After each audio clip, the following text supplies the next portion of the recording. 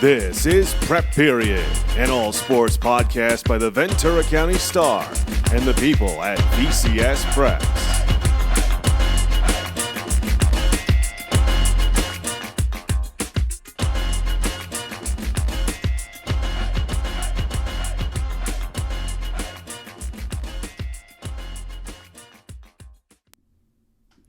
Hello and welcome to episode 35 of Prep Period, the Ventura County Star's All Preps, All Sports podcast.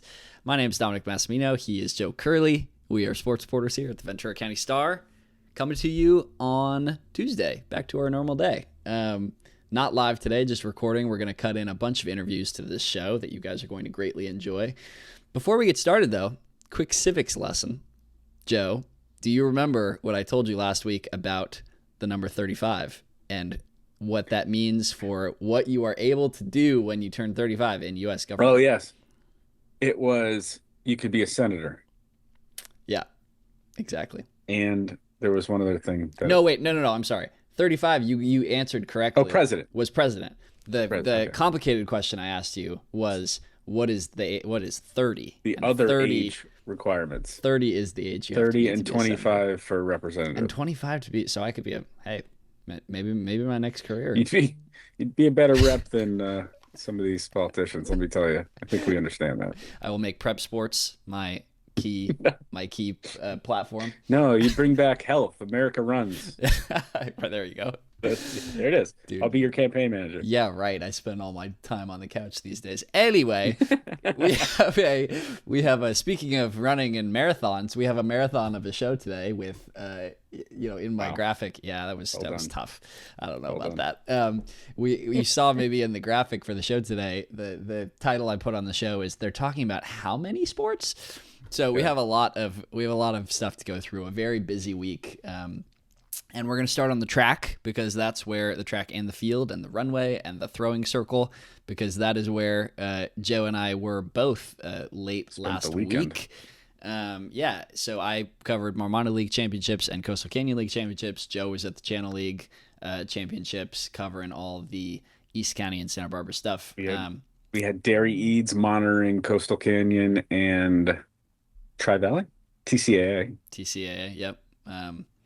And I think it's like Frontier League for track also, and Citrus Coast League. Yeah, it was very busy. We're going to start in the Marmoni League on Thursday, where the most exciting storyline was in the sprints. I mean, so this is something after Newbury Park's Jaden Griffin, who was the county record holder in the 100 meters, who we've written about a lot this season, after he scratched the Open 100 and 200 at the Ventura County Championships, where we thought we were going to have this big sprint showdown with Westlake's DeMar DeZern, with Moore Park's Jalen Aguilar-Carnes, with Kingston Salifi from Calabasas. We missed out at the Ventura County Championships, but he told me, he said, hey, look out. Come to Marmoni League Championships. You'll see that. So we did just that, and we got a 100-meter dash race for the ages. This one went DeMar DeZern's way. He runs 10:39 to tie exactly to the 100th of a second, tie that Ventura County record. And he beats Jaden Griffin, who ran 10:50 in this race, beats Calabasas' Kingston Salifi, who ran 10:56 in this race. Arguably the greatest group of talent assembled in a 100-meter dash race in Ventura County history. And so we have now a tie atop the Ventura County 100-meter dash leaderboard all time. Interestingly, 0.01 seconds, both of those guys are now behind Chase Farrell's all-time area record of 10:38, ran in 2023. So some crazy fast times run recently. Chase Farrell can fly. Yeah. Stanford, he went to Stanford. Great receiver, scored a touchdown in against St. Bonaventure, I think, to win Oaks Christian the football championship a couple years ago in the Marmoni League. So, see, this is why you're my co-host, is you know all of this stuff. You always say you're Johnny on the spot with these. Wait till you're my age, you'll know all this stuff too. And the crazy sprints didn't stop there. You had Caleb Romeo, not Romeo. Speaking of, like every show, I learn the correct pronunciation of folks' names. It's Caleb Romeo of Thousand Oaks. Runs 48.06 in the 400 meters. That is just blazingly fast to break the meet record held by another Lancer from back, I think, in 2013. Mark was set. And then in the distance races, Oaks Christian did what Oaks Christian does and just cleaned up. You had Vin Kruger and Arize Nwosu went 1-2 in 1-2 in the 800, 1-3 in the 1600, or no, other way around. 1-2 in the 800, 1-3 in the 1600. And Delaney Naparala won the 1600 meters. Just, I mean, that's become a distance powerhouse over there with those names I mentioned. And then you have Sterling White, the freshman, comes back and wins the 3200 meters for the Lions. So all those guys moving on to CIF prelims later this week. Joe, you want to take us through some of those top storylines from the Channel League at Oxnard? Yeah, I was at Bud Hauser Stadium, the great Bud Hauser, multi-Olympic gold medalist for Oxnard, well before any of us were alive. We got to watch Rio Mesa's Derek Luna break a 50-year-old Channel League track record after finishing second in the 1600. He ran 9. I think it was 9:10. Yeah, 9:10.91 in the boys 3200 meters, bettering the league record set by George Geary of Santa Barbara in 1976. So that comes out to 4:35 per mile in that 2-mile race, which is quite sounds fast. Exhausting. 8 laps of the track is always going to be a exhausting. runner from DP in the mile. And I mean, I talked to him after, and I was like, how did you have that much left in you after you finished second in the mile? And what he said, it was a really interesting story. We were talking about it off air before, and he just was afraid that he wasn't going to qualify. And so he pushed really hard the last 3 laps, and that got him all the way down to a mark that hadn't been seen in a long time. And, it was kind of interesting. I'll be interested to see how Derek does these next couple of weeks, because I worry that maybe he put too much out there in league, and what's he going to have for prelims this week and for for divisional finals the week after. So that's kind of something I think we could follow. The other big storyline from that meet was the Pacifica jumpers. Pacifica essentially won all the jumps. They won Douglas King, Bryson McGee. Well, Douglas King won the triple. Mm-hmm. Bryson McGee won the high jump, essentially trying 6'6" once and saying, "That's it, I'm done." That's awesome. One jump, pack it up. And then Julian Fuentes, who I talked to, he won the long jump, and a couple really good performances by athletes who had won at the county championships and kind of keeping it going. Marin won the girls 400 meters. That's Helena Marin, 57.98 in the that's her first time breaking 58. So she had maybe the quote of the story: "I'm addicted to success." I loved that. I was like, you and me both.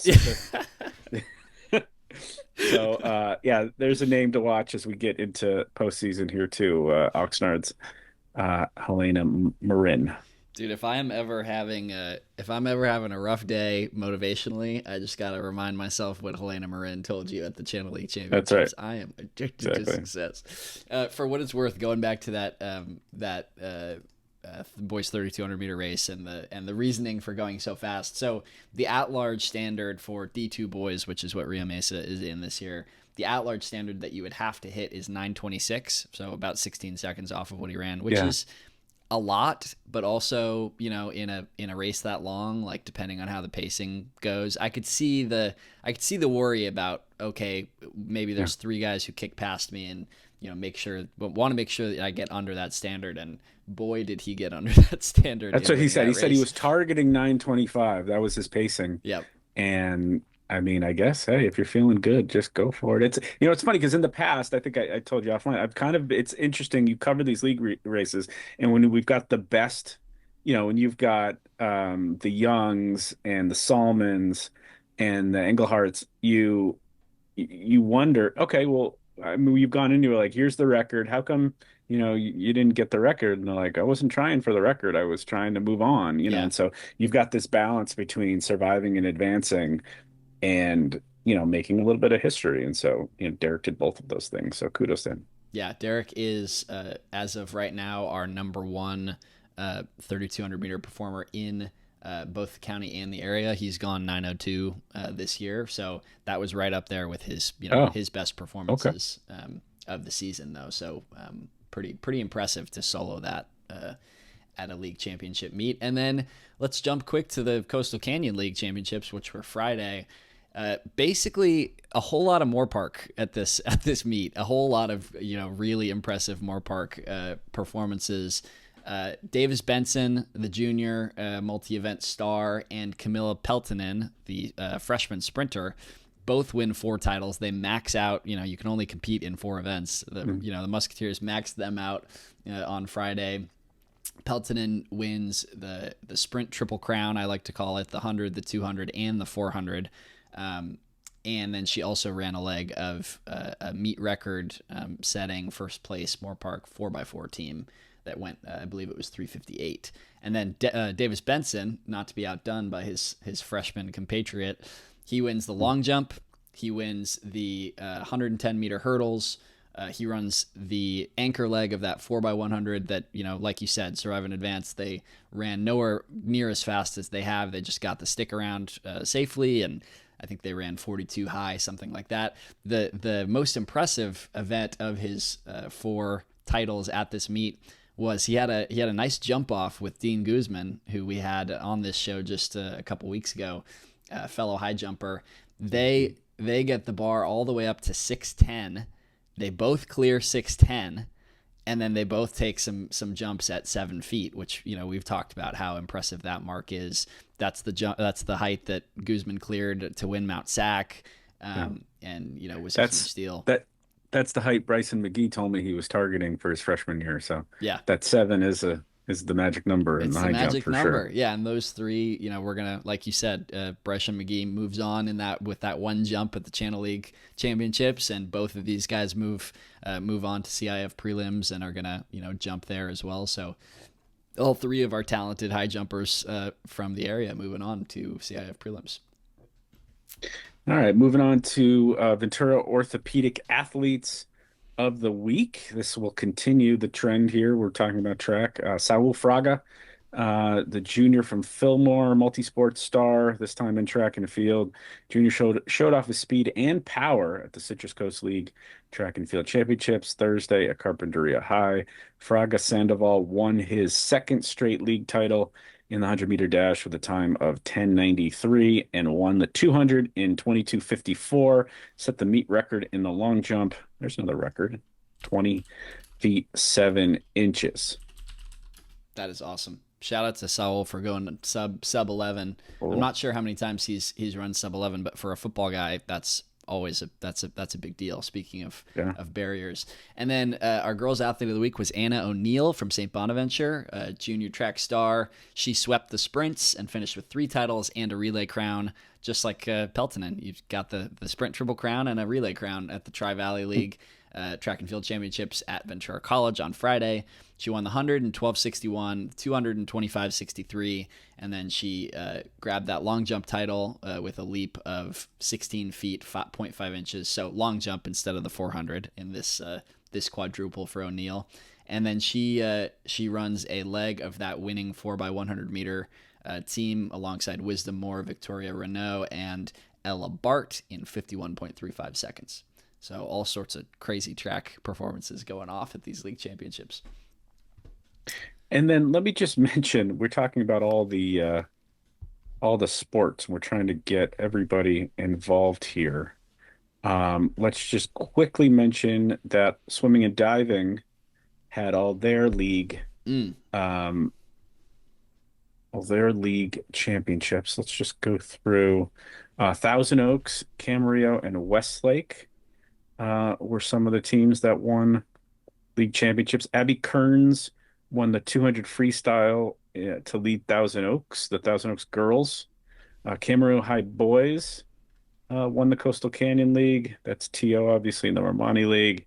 Caroline By set a meet record in winning the 100 butterfly in 58.90. That was a Coastal Canyon League record for Camarillo, Whew.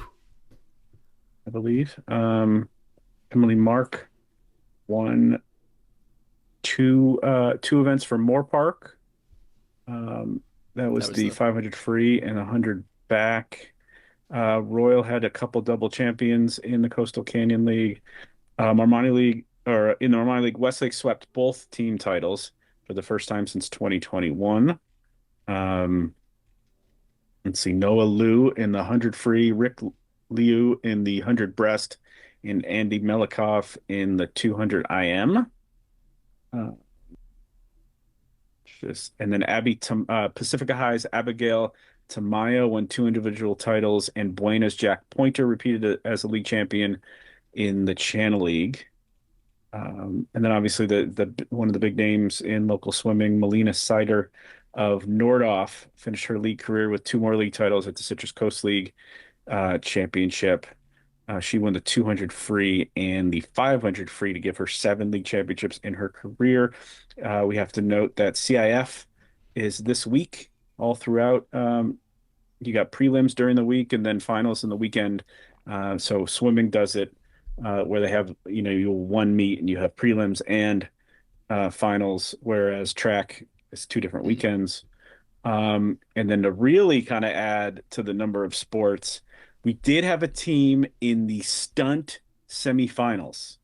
Newbury Park, actually, my neighbor was performing in this. Um, Newbury Park loses to Charter Oak 22-20 in the Division Two stunt championships. That's awesome. So you have seen stunt or have taken stunt photos.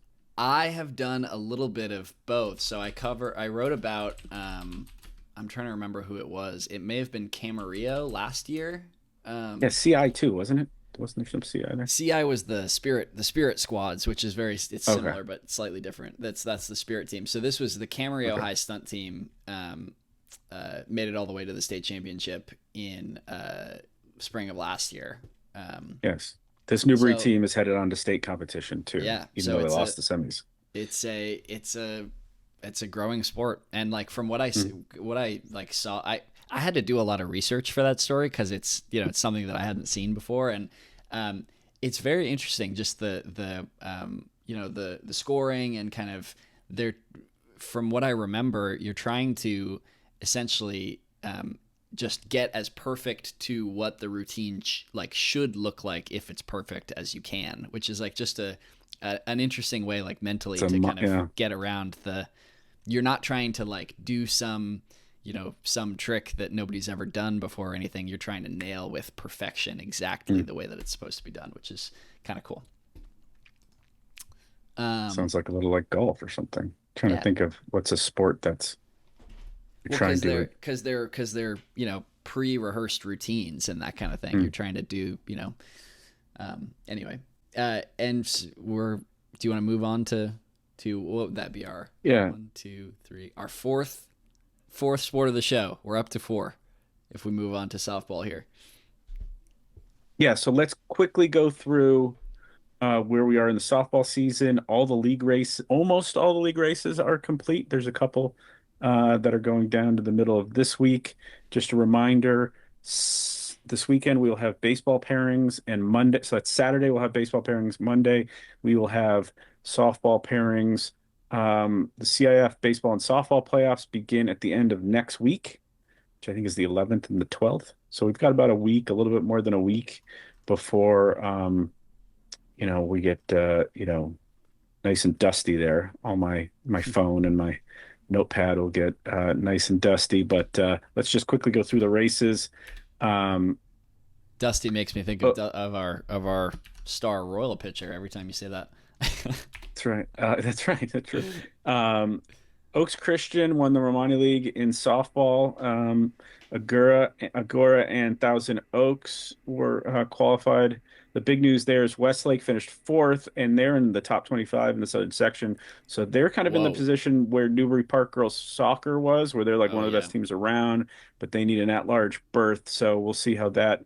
They'll be holding their breath till Monday. We got to mention Olivia LePage of Thousand Oaks has 15 home runs, which according to the Deuce is one away from the county record. It's been a couple Oaks Christian girls that have hit into the 20s, but obviously that's the area record, not the county record. Simi leads Moore Park. Talking about races that are still going on, Simi leads Moore Park by a game in the Coastal Canyon. They actually play today, which is Tuesday, May 5th. So by the time you're watching this, that championship will be decided. If Simi wins, they win it outright. If Moore Park wins, they will split. Santa Paula, speaking of splits, Santa Paula and Fillmore split the Coastal Canyon or the Citrus Coast League at 9-1. Now, in reporting that I need to do, Channel Islands is the third place team in that league. According to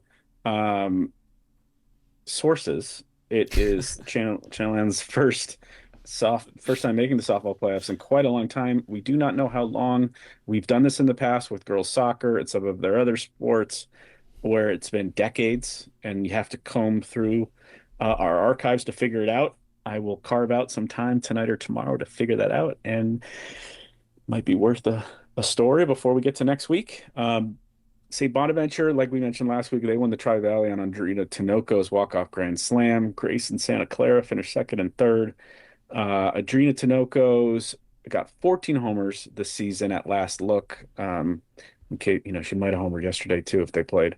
14 is knowing two how away, she's been like playing, we yeah, said. she may have homered Yeah. yesterday, right? 2 away from the county record, slugging percentage of 1279. The Deuce reports an incredible stat. After striking out 17 times in each of the last 2 seasons, she only struck out 5 times this spring so far. 3 of those came against Trinity League Power Orange Lutheran. So you take that out, she's only got 2 strikeouts. That's shocking. I would love to. And then Rio Mesa, I'm penciling that in for future interviews. I'd love to talk to Audrina about just what's changed in her approach at the plate this season, because that's remarkable, right? So Rio Mesa beats Dos Pueblos 10-2 on May 4th. That was Monday. They completed their comeback to earn a share of the Channel League race. Analia Lopez homered in each of the games against Dos Pueblos in the last week. Those are only 2 home runs of the year. When it counts. That's awesome. Obviously enters the year as one of the best talents in Ventura County. She missed much of the season, about half the season, a little bit less than half the season with an ankle injury, but she's obviously back, feeling strong, going into the playoffs. Let's check in with the Spartans, the newly crowned Channel League co-softball champions. So catching our breath after just a whirlwind last couple of weeks of the season here with Rio Mesa High softball coach Daniel Lerma, the former Rio Mesa baseball star, who's now in his second year, I believe, at Rio Mesa, and have had some really I don't know, every game in league has mattered for you guys the last couple of years. You had that great race last year with Oxnard coming up a little short, and this year you chased down Dos Pueblos, in the last couple of weeks of the season, just winning yesterday 10-2 to clinch a share of the title, and to beat them twice in the last couple of weeks when they had a nice little lead. So, Coach, just tell us how it feels the day after. Everything kind of, worked out for you guys, and you got to celebrate on your home field and all of that. Yeah, it feels really good. And like you said, Joe, last year left a sour taste in our mouth because we were in the run, and then towards the end, we lost some big games. And I think that carried with us into this year, where we knew, it can be over in kind of a blink of an eye, and that mission to win a league championship could end rather quickly. So throughout the year, we kind of just mentioned, like, hey, when those games come to the end, we got to pull through, and we can't just let it slip away like we did last year. But waking up this morning was nice, right? It's nice to walk into work and see your colleagues and all the students congratulating you, and that's kind of the ultimate goal, and that's the good feeling that we get, especially when the girls show up and they're happy and everyone's congratulating them as well. So it does feel really nice. So you guys, how much of it? Oh, go ahead. Yeah, I was just gonna say. I mean, you guys had to pull off 2 sweeps. You had to sweep Ventura, and you had to win both of those games against DP, who we knew was going to be a really tough opponent. Just like, I mean, did you guys talk at all, kind of going in with that knowledge from last year of that feeling of coming up short? Did you talk about any specific way of attacking those last 4 games of the season? We did a good job of just prepping for each team as the week. And like we were telling the girls, we won these games with our preparation and practice before we even got to the games. It's funny because I ran a half marathon right before the Ventura series. And I was telling the girls, I was kind of referencing, this is mile 3. This is mile 6. This is mile 9. And, we're not going to finish that half marathon until we get to mile 13. So we kind of broke up the games into mileage. And I was kind of explaining, mile 3, my knee was already hurting, but, was I going to stop, or was I going to keep moving or keep going forward? I had a family waiting at the finish line, and just like them, they have family and fans and everyone waiting at the finish line as well. So we kind of used that as a way to kind of motivate the girls to realize, like, hey, let's get to mile 13 and let's finish that marathon. And now the goal is to get to mile 26 when we get into CIF. So that's we're going to continue to build off of that. As a runner, language. Yeah, I know, man. You must have seen my eyes light up as a runner. I'm like, dang, I'm fired up now. How about the catcher? Catchers aren't supposed to be able to run a marathon. Yeah. My daughter likes to run, and we showed up to do the mountains and beach before so she can do the little 1K. And she was like, hey, Dad, you should run one. And I signed up that day, no training. And, it's kind of just for the girls too. And, I was telling them, and Dom, you're a runner, but it's a lot of time to think. And a lot of those mileage was thinking about the girls and what I could do better to prepare them, and how I could lead by example, even in that moment through running. So it kind of just was able to show them, like, hey, you can do hard things if you put your mind to it, and there could be a good outcome at the end. That's awesome. Coach, I look at your schedule, and it makes sense that you guys were able to pull this off, just because I think your record is a little deceiving. I have to have him. Can you hear that? No. Oh, Maddie's going nuts. All right. My dog. So I mean, you look at your schedule, and it's a little, it's deceiving, because you look at these losses. I mean, Oak Park, who's been one of the stories of the season with their kind of rebirth. We know how good Oxnard is, defending league champs. Moore Park, Agora, Oaks Christian, TO, Camarillo, talking about all the the best teams in the county. And then you had, you had that, it looks maybe around spring break, where you had a losing streak playing against really good, really top competition. I don't know, was it, so you kind of have to weigh the benefits of playing top competition with with having to kind of keep your team locked in a little bit, and optimistic and confident, despite, I mean, I think it's like a 5 or 6 game losing streak. I don't know, just how did you walk that line between playing tough competition and being able to have the girls bounce back, in tough moments, and still keep them pumped up that, hey, if we went out, we could still win this thing? Yeah, it's, as a coach and as a player, just losing is never fun, and it's easily to doubt yourself, especially as a coach. What could you do better for your team? How can you get to that end point where you want to be? And then when you're losing games, it could be tough, and it's a testimony to these girls who didn't fold, and they continued to work hard, and they showed up every day. And it's a blessing with this team, because it's a group of girls who love each other and they enjoy each other. And regardless of the winning or losing, that friendship, that love, that chemistry never went away. And at the beginning of the year, I kind of mentioned to them, early on is, hey, I'm stacking this schedule up. If we win, if we lose, I need us to gain that experience to play the top teams that we can. So when we get into playoffs, or if we do get into playoffs, we'll be a little bit more prepared. And I think that kind of led us into that DP game where we had played elite pitching. We've had seen elite pitching throughout the year. We've seen elite teams. And I think that prepared us for the moments when we got into that series against DP.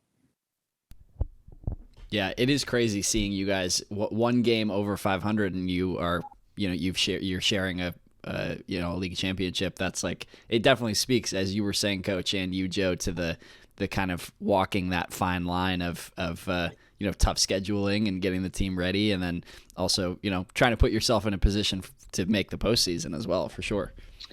Yeah, I mean, in the age of competitive equity, we talk to coaches a lot about scheduling losses, and it's there's a threshold there where you don't want to schedule too many losses. And I think your kids have, your players have really shown their ability to bounce back and their ability to kind of stick with the process and trying to pull up. I think you may have unlocked a little bit of a loophole here in the softball rankings, because you guys are at 118 or something. And I look around, all the teams that you played are way up there. Mm-hmm. A lot of teams you lost to are way up there. And so you're going to be playing in the playoffs against teams that, are in the middle part or the lower part of your schedule, quality-wise, maybe. I don't know. What's your feeling about how your schedule has prepared you for these next couple of weeks? That was the goal with the schedule, is that I didn't, you can see teams that have winning records and they go 23-3, and then they get into the first round of playoffs and they're not prepared because they played teams that maybe weren't at their caliber or were less of a caliber team, as opposed to, I wanted our girls to overcome obstacles and, face the best of the best. And regardless of it, it's an experience that they're going to have to take away, whether it's a win or a loss. We still play that elite team. And through that learning experience, we were able to get back into practice and kind of drive our practices around what we kind of seen throughout the year. So when we got into the DP series, or we played teams that were kind of at a higher level, these girls knew, and I have all the confidence in the world that, we're an elite team too. It's just the scores don't really show you, but we've overcome. I mean, there was one point in the year where we had at least 6 girls out injured, and at least 4 of those were starters. Wow. And including Analia, I think if I did it, Analia didn't play for about 17 games throughout the year. So that was a big kind of hit to the team, but also on the flip side, that gave a lot of other people the opportunity to step up and fill those shoes. And then when we had their name called against the DP series, they were able to step up because they were thrown in that situation, and they've played those caliber of teams. Yeah, bring us through the personnel a little bit. I see you had a freshman pitching when Analia was out. What about your lineup? Bring us through the players to know on your team. Yeah, so the most exciting thing about this team is the personalities on it. They're all different. They're just their own group of individuals, but they're all friends. I mean, they all hang out. They all enjoy each other's company. And a core group of them had been with me since their freshman year, so they're now juniors. And they've kind of been along with me, so it took a little bit of time for me to build that trust with them. It took time for the community to build trust with me, the parents. And as the years have gone on, they're starting to realize hey, maybe we have something good going on over here, or maybe we should kind of support them and back them up or whatever. We have girls who just, like I said, they don't quit. We have girls who show up every single day with a positive attitude, and they want to get better, and they actively cheer each other on and support each other. So, I mean, when you hear before the game them cheering each other on, it's out of love. It's not just for show. It's they really appreciate each other and support each other. There were times throughout the year where, I mean, when Analia hurt her ankle, there were times where some of the girls were like, what's going to happen from here? And it's like, you know what? This is your opportunity. You're a freshman. You get to be on varsity. Let's see what you're made of, you know? And we had a good supporting cast to support the little freshmen as they were out there, because the older group made them feel comfortable, because they were once those freshmen on varsity, and they understood what it took to be where they were at. So they did a good job of just supporting each other throughout the year, whether it was winning games or losing games. They always had each other's back. And that's, as a coach, that's what you hope for the most, is really just to have a good group of young ladies who respect each other and enjoy being around each other. And I think that's a big part of how we got to where we're at today. Coach, the numbers are kind of a little bit shocking. I mean, like missing that many games, 17 games, and for Analia still to be up there among, you know, the top pitchers in this area in strikeouts and a number of statistics. Just, I mean, introduce us to your starting pitcher, the great player to your left, and just tell us a little bit about her year. Yeah, so you can't really describe Analia. She's just a different level of athlete. And when I got into the softball world, everyone would tell me is, hey, you have this girl named Analia on your team. Just wait, just wait to see where she does. And she's just amazing. And something that I do always want to point out on here is that not only is she an incredible athlete, and, I would put her as one of the best athletes I've ever seen personally, but even in the state, in the country, but she's the ultimate teammate. And I think that matters even more, right? Even when you're hurt and you don't want to show up, she's the loudest in the dugout cheering each other on. She's giving the most high fives. She's just a really, really, really good teammate. And I think her talent sometimes overshadows that, because everyone's just kind of looking at what she can do on the field. But it's the things in the dugout, it's the things off the field, it's the things during practice that, in my opinion, make her even more elite when it comes to that. You'll get to talk to her shortly, but she's just simply amazing, and she's just a good person to have in the program, because she keeps nothing's about her. It's never about Analia. I think she gets a lot of media coverage, but in her head, and something we've always worked on, is that it's about the team, and it's always going to be about the team no matter what. And she's really jumped on board with that and really shown that throughout the last 3 years. All right, well, let's talk to her. All right. There goes the laptop. Yeah. All right, Dom, do you want to frame her? Yeah, absolutely. I mean, so just kind of some crazy numbers. Analia is hitting 423 on the season, 17 RBIs, 2 homers. We will talk about that number in a second. And then as a pitcher, she's 8-1, 1.8 ERA, 112 strikeouts in 85 innings and counting. And just the big thing I think we both want to know about, Joe, is just these 2 games against DP. Both of your homers, it looks like, on the season came in those 2 games. Just can you tell us about what you saw in those moments and how that felt to step up so big offensively in those games? Oh, yeah. Honestly, I wasn't even just trying to hit a home run. I was just trying to get a base hit to win the game. And honestly, I think just by swinging the bat and just trusting my hands to follow through the ball, I think my hands just took it and it went flying. Do you consider yourself, much of a power hitter, or just how it felt in the moment? Yeah, I do consider myself a power hitter, but I just try to get on base. Like, all the time, I'm just trying to hit a home run. I just want to get on base, get a base hit. Definitely. Analia, like Coach said, it's been you had to overcome some things during the season.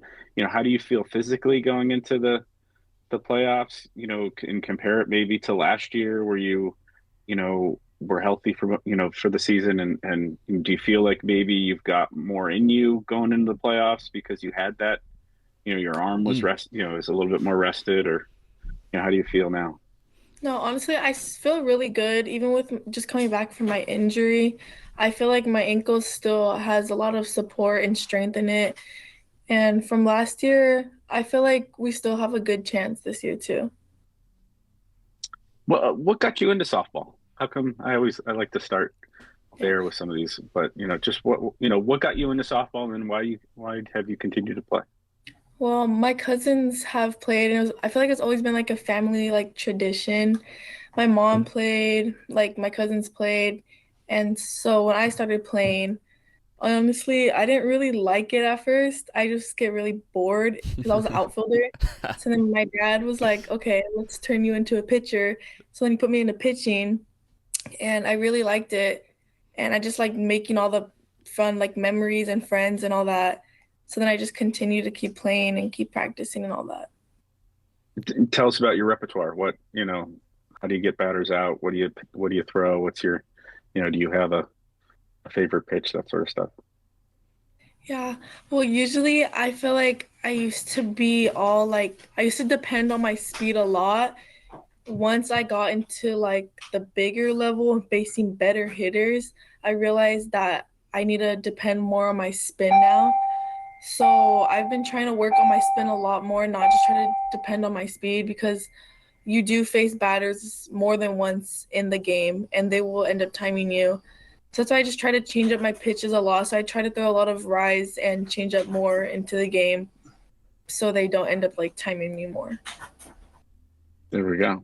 And then, obviously at a very young age, you were, selected to play internationally with the Mexico under 15 team. And you have a couple times now. Just what has it meant for you to compete at that level and play those games, and you've got to play in Japan, and you've gotten to play in Oklahoma City, where the Women's College World Series is.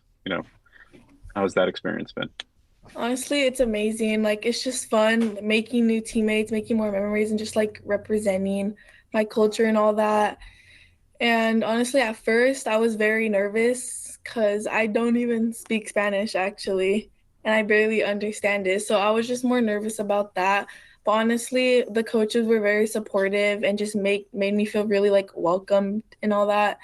And it's just like an amazing experience just playing for like your culture and all that, and just seeing like all the fans like supporting you and all your teammates and coaches and playing against like other like countries and all that is just like really amazing. How did you deal with the language barrier at all? Did you like kind of start to like figure out like better ways to communicate and stuff as you played? Yeah, it was very hard because when I went to Japan, most of the girls were speaking just Spanish. And I was like, oh my God, like I don't know how I'm gonna do this. But there was only like two girls on the team that were like speaking both languages. So I was like, okay, I was just glad that I had that because they would like help me translate what they were saying. But I feel like I understand Spanish more than I can speak it. Yeah, Yeah. I bet It's you better that than helps. Duolingo. Yeah, it's the best. That's the best class you could ever have. That's awesome. That's right. So coming back to the BAT sports, am I right? The BAT right. sports. I love when I mention that. Let's go through the baseball races now.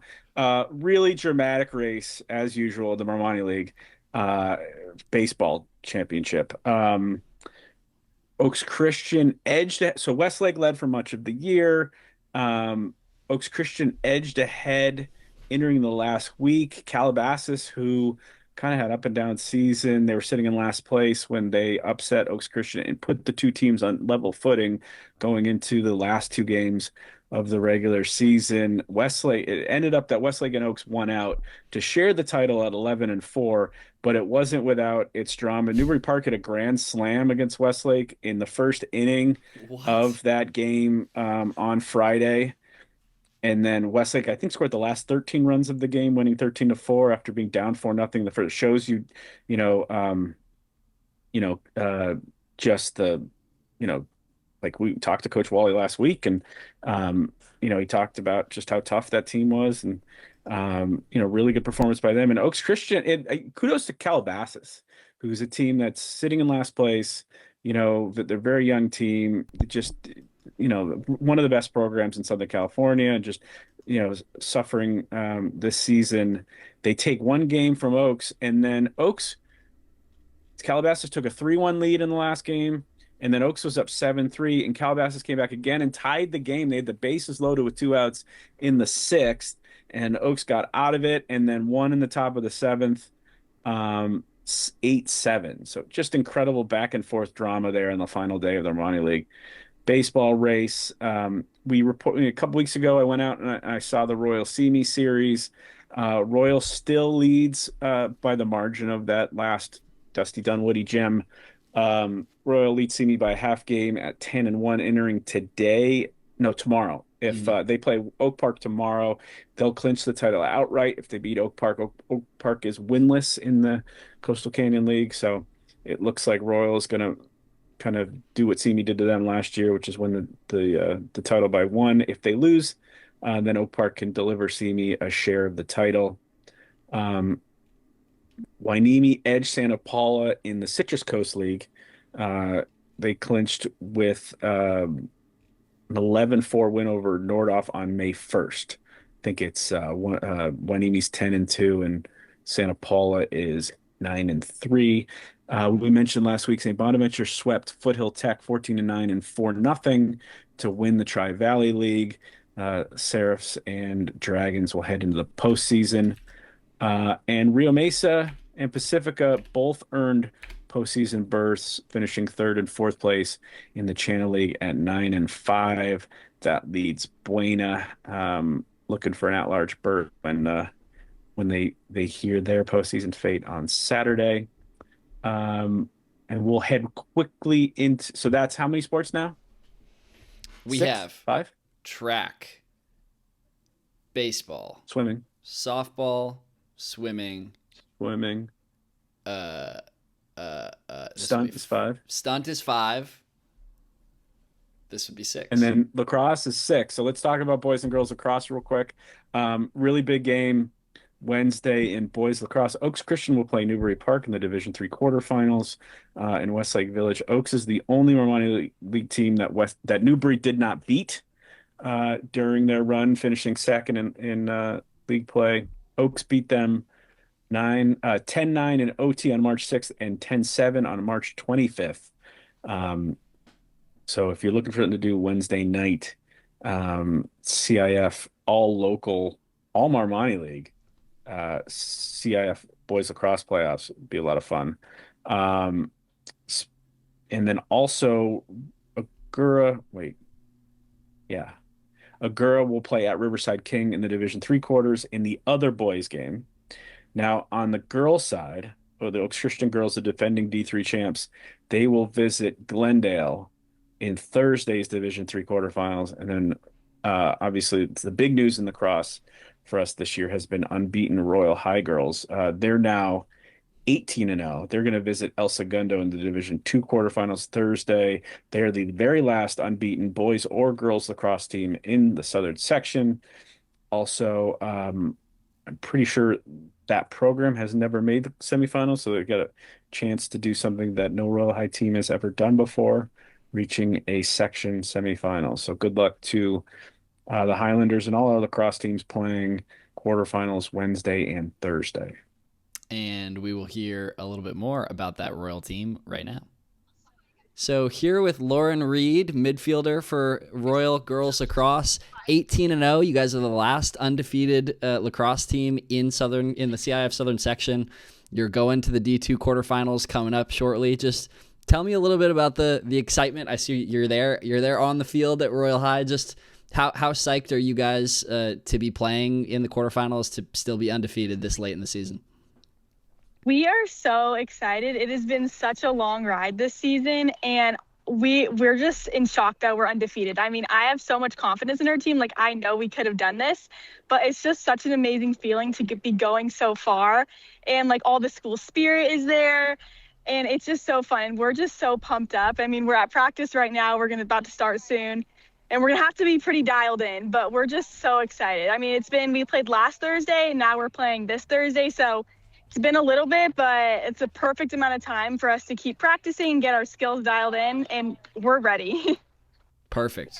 Well put. I mean, you guys, it was sort of poetic. You defeated San Juan Hills 9-7, the same team that knocked you guys out of the playoffs last season. Yeah. Just tell me a little bit. I mean, you were tied up 5-5 at halftime, and then you guys, doubled them up 4-2 in the second half. Just tell me kind of about the second half of that game and how you managed to pull out the win. Yeah, it was just a full circle moment to be playing that team we lost to 2 years ago, and then to come back. And like you said, we were tied up at halftime. Right. And we had a discussion as a team. We were like, we need to beat them. We can beat them. We know our skills are better. And we had a talk. We discussed our strategies, what we're going to do on offense, what we're going to do on defense, and what we needed to do to adjust to fix our mistakes from the first half.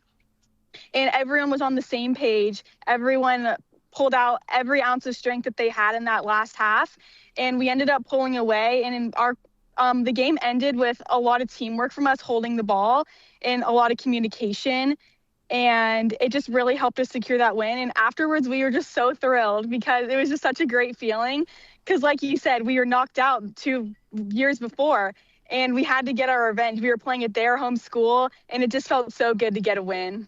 That's awesome. And so take me back just to this streak. I mean, it's got to be once you're 7-0, 8-0, pretty early in the season, you're probably starting to think about it, talk about it a little bit, and just in the back of your head, the wins are piling up, the number before the -0 is getting bigger and bigger with every win.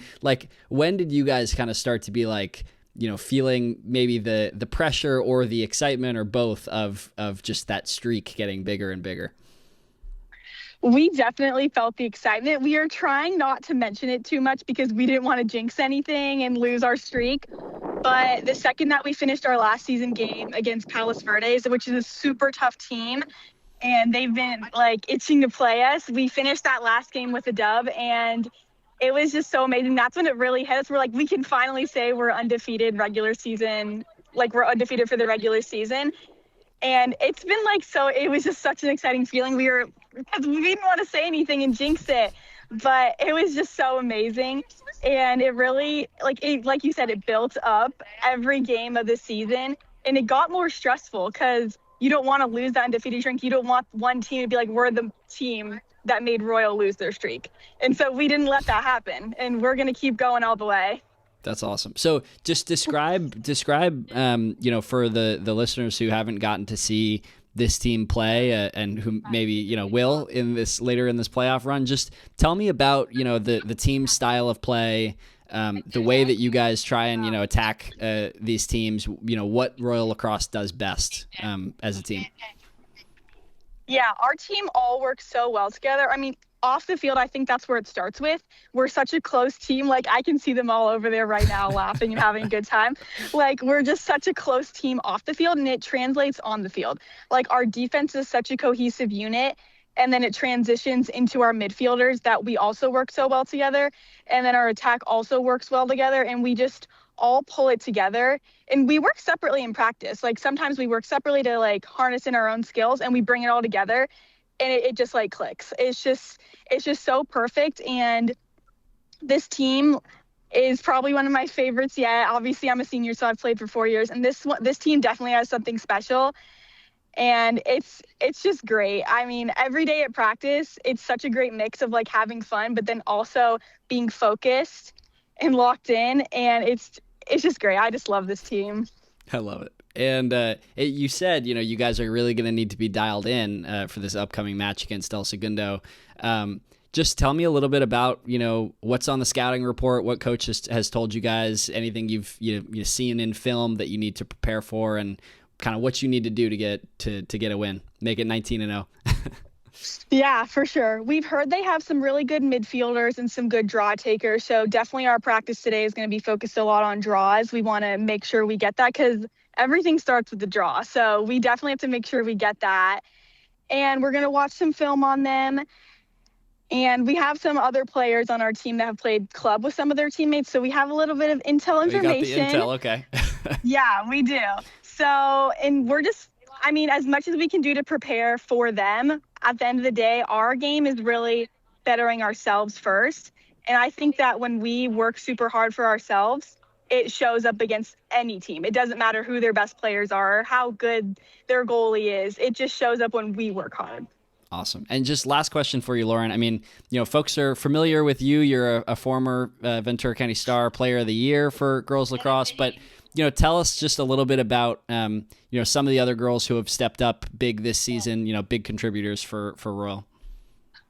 Yeah, so there's so many people on this team that have really stepped up. I mean, we have our captains, Maya Ramachandran. She's a defender. She is the solid foundation of our defense. She's coached our defense up from a level with a lot of new people to such an elite level, and it's been so great. She's been such a support for me and being willing to talk to me, and she helps me on midfield and I help her on defense. And then we have our goalie, Miranda Torres. She's another captain. She absolutely holds down the goal, and it's just such the backbone. Her and Maya really are the backbone of our defense. And then we have another midfielder. Her name's Kate Cloudser. She's a junior. She's my partner in crime on the field. We're always hooking each other up. She's my duo partner out there. And I mean, we have so many other great players. I mean, we have another senior, Sammy Kern.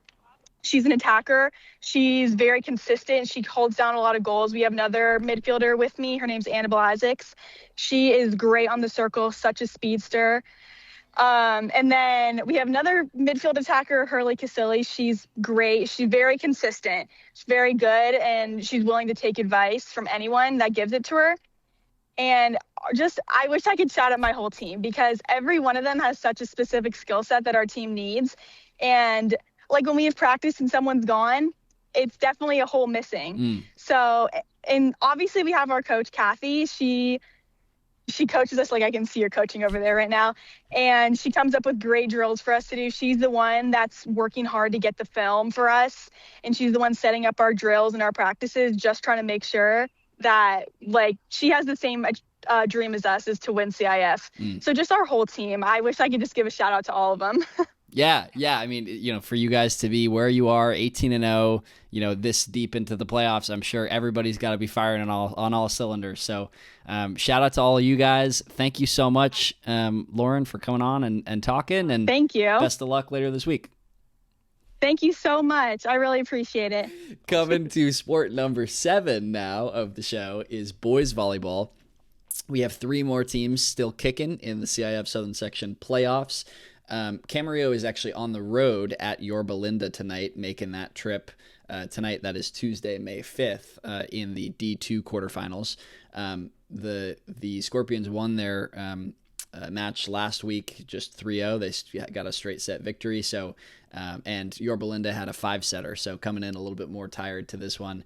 And then in D4, you have Royal playing at Temple City, and in D7, Foothill Tech on the road at Valley Christian. So those 3 representing the county in the boys volleyball playoffs. Okay, Joe, 8th and final sport of the show. Let's get the people out of here on a big news note. It seems like maybe the biggest story of this week was this story that you wrote about Oak Park beach volleyball. Tell us all about it. So Oak Park Volleyball won their first beach CIF championship. They won the Division 4 title 4-1 over Campbell Hall on Saturday at Long Beach City. And they did it in a really cool way. If you're going 6-2 in the Coastal Canyon League, they get to the playoffs, and they went through kind of a murderer's row of volleyball schools, beating Calvary Chapel and Bishop Diego, and then Marymount in the semifinal 3-2. And the way they did it was really, I think, all of their teams, all 5 of their teams really contributed. To win the semifinal, they won at 1, 2, and 3. Well, in the final, 1, 2, and 3 all dropped their first set, putting the Eagles behind. But then 4 and 5, let's get their names here. So that's Josephine Peets and Abigail Ward at 4, and Tara Amani and Leon Hadari at 5. They both won in straight sets to give the Eagles a 2-0 lead. And then, so they were working to try to they just needed one of those other 3 matches to, one of those teams to come back and win in 3. And the first team to do that, they actually had 2 that did that. But the first team to do that was their senior pairing at number 3 of Kayla Raquel and Athena Truen. They are seniors that have been together, playing as partners for 3 years. They've been teammates on the indoor volleyball team. And I talked to Raquel, and she said that, it was her, last semester of her senior year, and she wasn't quite sure she was going to play another beach season, but her partner said, "I'm not playing without my partner." And That's so awesome. they convinced each other to play, and then they ended up with the match clinching point in 3 of the 5 playoff match wins. So including the big point to end and win the CIF championship was Kayla Raquel set, I guess it was a dig sort of into a set that Athena Truen put down for the winner. And I don't know, just a really cool story. I think it's the very first Division 4 beach volleyball championship. The previous seasons have had, it's still a new and developing sport. The previous seasons have had less divisions. And the cool thing about this Oak Park team is they don't have a home facility. So they have been practicing at a public park in North Ranch, which isn't even in Oak Park. That's in Tio. Yeah. And they've been playing their home matches at Moore Park College. So they're kind of, they've got this, kind of whatever it takes mentality, and they've been going on the road and winning on the road. And, just kudos to them for getting it done. Let me also say that so they won 4-1. The number 2 team also came back. Juliana Galstein and Grace Schoenman also won at the number 2 spot. 2 names that I recognize from that Oak Park girls volleyball team that played so well and made a deep playoff run this fall. So impressive stuff. Yeah. Really cool thing as we wrap this here that Raquel said was that, they, it was an experience that they're going to treasure because being in both indoor and beach volleyball the past 4 years, they've been through every phase of this. They've not made the playoffs. They've made the playoffs and lost. They've made postseason runs, and now they finally got to experience a championship. So that was super cool. Congrats to the Eagles, the newest Ventura County sectional champion, and one of the first in beach volleyball. I know we've had a couple, but certainly one of the first. So kudos to the Eagles, and good luck in individual play this weekend. Oof. All right, so you need to get some rest because this is going to be a very busy week. And just super excited about all that is before us here in the next couple of weeks, about a month of spring postseason action. Remember to subscribe to the VC Star online or in print, the app, VCS Preps on all your social media. We're going to have a bunch of video throughout the postseason. I was posting reels from my track meet. You had a bunch of video from your track meets. Had a good interview with our now co-county record holder, DeMar DeZern, after that 10:39 performance. You can check that out. There we go. Yeah, so check out all the videos both on vcstar.com and our socials. There is, I'm not going to mention the poll because that'll be expired by the time this posts, but stay tuned on vcstar.com for the next poll we will do at some point. Anyway, great job, Dom. Appreciate you being locked in today. And I will see you at a field, stadium, somewhere in the county soon, I'm sure. We will see each other at a field stadium in the county sometime soon, and we will see you guys next time, same station. Talk to you again soon.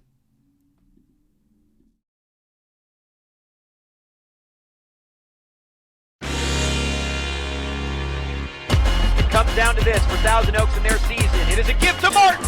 Martin gets the first down and more. It's a nice little screen to the left-hand side. One play and see ya later. Caldera dives into the end zone. Touchdown Oxnard. What a fitting way to end that run. He's at the 40. He's at the 20. 10, 5, touchdown.